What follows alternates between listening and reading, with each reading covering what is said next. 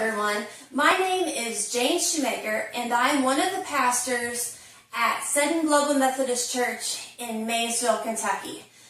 In the fall of this year, we were looking at the spiritual needs of our community and asking what do we need to do differently and where do we need to improve. And after talking with some leaders in our community, we identified a problem which said that Seddon Global Methodist Church lacked a strategy for forming a biblical worldview in its congregants. And when you talk to people at Seddon, you find that no leader in their past as a United Methodist congregation really emphasized the forming of a biblical worldview through scriptural study.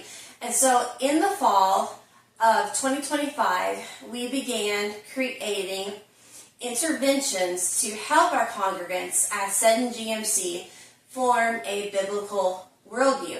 So this YouTube channel is called Recovering Biblical Methodism. And it's flowing out of this idea that the global Methodist movement itself is a recovery of a high view of scriptural authority. John Wesley thought that Scripture was the primary rule that one should use to guide their Christian life. And so everything that a person should do, what they should believe, all their values, and how they saw themselves in the world came through Scripture, according to John Wesley. United Methodism, which the Global Methodist Church came from, had a difficulty with this idea and started putting other things in place of Scripture as the authority for one's Christian walk. And so the Global Methodist Church was formed in May 2022 as a way to recover John Wesley's high view of scriptural authority, and indeed the Global Methodist Church has done that.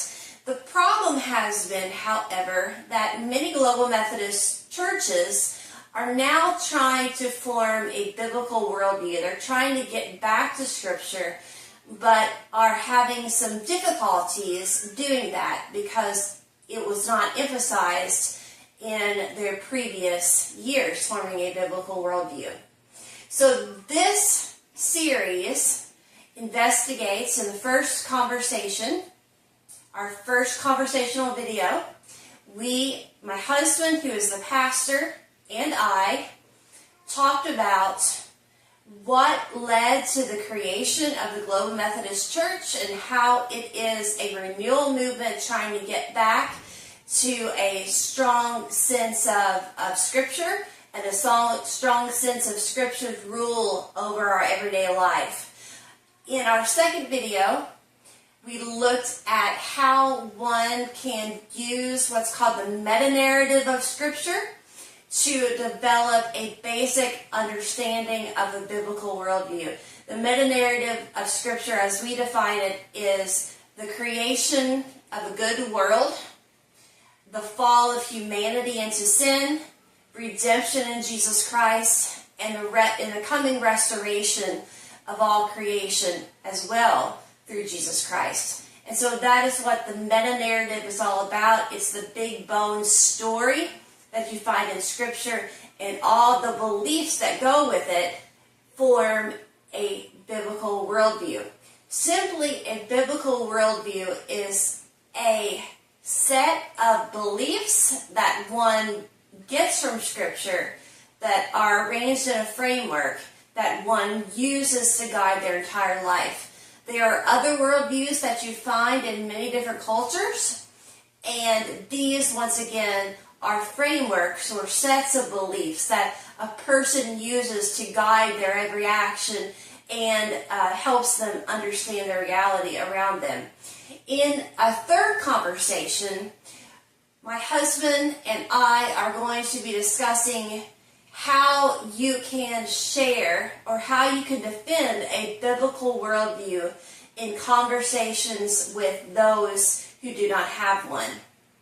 So Once again, we examined in our first conversation, we examined the causes of the birth of the Global Methodist Church and its return to scriptural authority.